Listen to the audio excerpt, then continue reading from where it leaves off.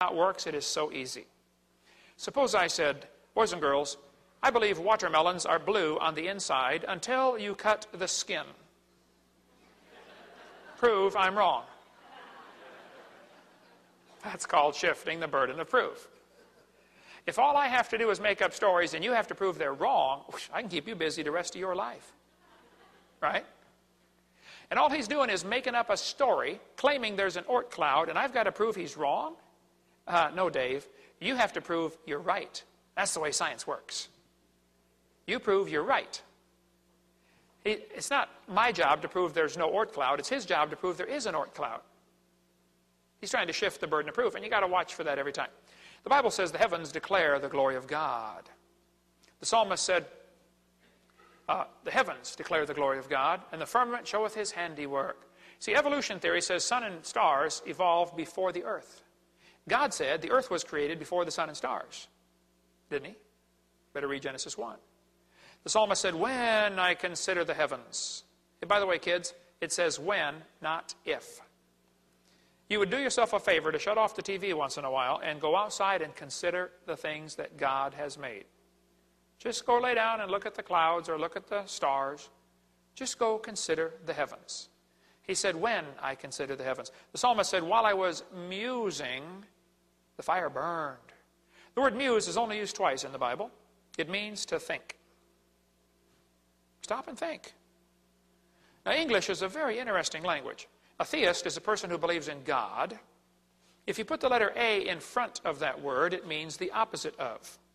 So an atheist is a person who does not believe in God. Muse means to think. Amuse means to not think. That is exactly what the word means. Did you know we have entire parks where you can pay money and go do that? You ever heard of those before? They're called amusement parks. That's what the word means, a place to not think. He said, when I consider thy heavens, the work of thy fingers, the moon, the stars which thou hast ordained, what is man that thou art mindful of him? You know what's interesting? A person that spends a lot of time considering what God has done doesn't really care what man can do. And some of you parents ought to go home and look in your kid's bedroom, and if what you see plastered all over the wall is pictures of sports heroes, your kids are being taught to muse on what man can do. They are not being taught to muse on what God can do. You better teach them to study the stars. Did you know there's enough stars out there that everybody on earth can personally own 2 trillion of them to yourself? The Hubble telescope was asked to focus in on a dot that they thought was a black spot in space, about the size of a grain of sand, held at arm's length. After looking at that black dot for 10 days and taking pictures, they discovered there are more stars than they could count in that one spot. The Bible says, speak to the earth and it shall teach thee. Did you know the earth is like a big magnet? And magnets constantly lose their strength. The earth's magnet has lost 6% of its strength in the last 150 years. Interesting. Well, the Earth's magnetic field is getting weaker, which means that it used to be stronger. How many can figure that out? Okay? That means it cannot be billions of years old, because if you go back 30 or 40,000 years, the magnetic field was too strong for life to exist here. That also means carbon dating doesn't work, because the amount of C14 in the atmosphere is directly related to how much radiation gets in, which would be deflected by the magnetic field if it were stronger. Carbon dating doesn't work. We cover that on videotape number 7. Just give you an example. One of the early carbon daters said the lower leg of the mammoth he dated was 15,000 years old, but the skin was 21,000. Same animal. One part of a mammoth is 29,000 years old, another part's 44,000. Again, same animal. Cover lots more on that on videotape number 7. You kids are going to be taught in the textbooks, well, yes, the magnetic field is getting weaker, but that's because it's part of a longer pattern of reversals. The magnetic field is reversing. Well, this is simply not true. What happened, they found areas of stronger and weaker magnetism, stronger, weaker, as they went across the mid-Atlantic ridge. There are no reversals, only stronger and weaker. We cover lots more on that on videotape number 6, but there aren't any magnetic reversals. You're also going to be taught that all the continents used to fit together in one big supercontinent called Pangea. How many have heard of that before? They're probably not going to tell you that in order to make them fit, they shrank Africa about 40%. And they took out all of Central America and Mexico. Hey, ¿qué pasa, señor? ¿Dónde es Mexico? Panama, Costa Rica? We'll get into more of that later. But the Earth is turning. We are spinning around. How many knew that already? The Earth's going about 1,000 miles an hour at the equator. 1,041.6 for you technical folks. But the Earth is slowing down. In 1990, they had to add a tick to the clock because the Earth had slowed down and the clocks were off by 1 second. Article right here in the newspaper says Earth's rotation slows down 1,000th of a second or more daily. We're slowing down. In 92, Astronomy Magazine announced Earth's rotation is slowing down. June will be 1 second longer than normal. We will have leap second. Leap second? You know, most folks have heard of leap year, but many people have never heard of leap second. But we have to have a leap second every year to year and a half because the Earth is slowing down. Now, kids, this is going to be complicated, so listen carefully. The Earth is spinning,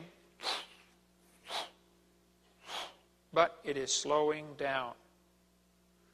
So that means it used to be going faster. How many can figure that out with no help? Okay. Well, if the Earth is only 6,000 years old, this is absolutely no problem. Okay, it was a few seconds faster. Nobody would notice.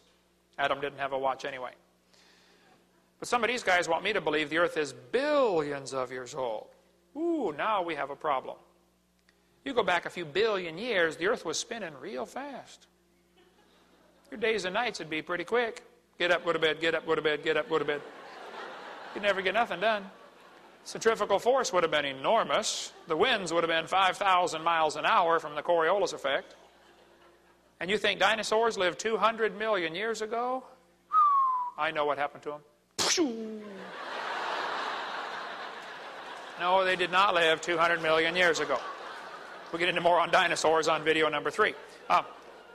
Sahara Desert has a prevailing wind pattern. The wind almost always blows the same way.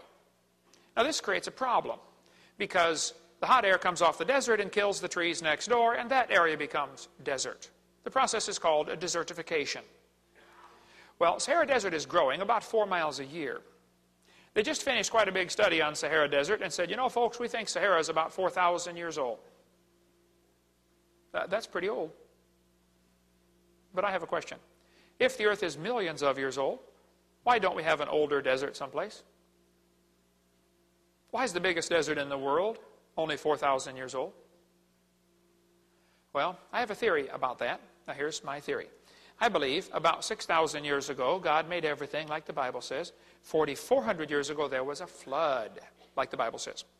It's pretty hard to have a desert under a flood. And so the desert couldn't start growing until the flood water went down. So based on the Bible, I would predict the biggest desert in the world will be less than 4,400 years old. It is. Wow, maybe the Bible is right. Did you know when they drill into the ground, sometimes they hit oil? The oil's under incredible pressure down there, up to 20,000 pounds per square inch. It'll come squirting up out of the ground, like a big zip. 20,000 psi. Well, the rock can't handle that pressure. I mean, the oil pressure is way above the level of the surrounding, just the weight of the overlying rock. They say it should have equalized the pressure in less than 10,000 years. Okay, well then why do we still have oil pressure? Actually, where did the oil come from? That's 2 fair questions. Now, nearly all scientists will agree that oil comes from organisms that are squished. They're changed by heat and pressure into oil. In Australia, they had a big factory produced to make oil from sewage sludge. They can do it in 30 minutes. Sinclair Gas Company has the dinosaur as their logo. They say dinosaurs turn to oil. Yes, boys and girls, these dinosaurs mellowed for 80 million years. I don't think so. Here's my theory about the oil, okay? I believe about 6,000 years ago, God made everything, like the Bible says. 4,400 years ago, there was a flood. Big flood. In that flood, lots of critters and people drowned. And they got buried by the gravel and the sand and the rocks and the mud, and it got pretty heavy after a while, and it squished them into oil. So the oil is down there today from the people and animals that drowned in the flood. So that means, if you stop and think about that, you drove over here tonight on some of your ancestors. Next time you're at the gas station, pumping them in there, you say, "Bye, Grandpa."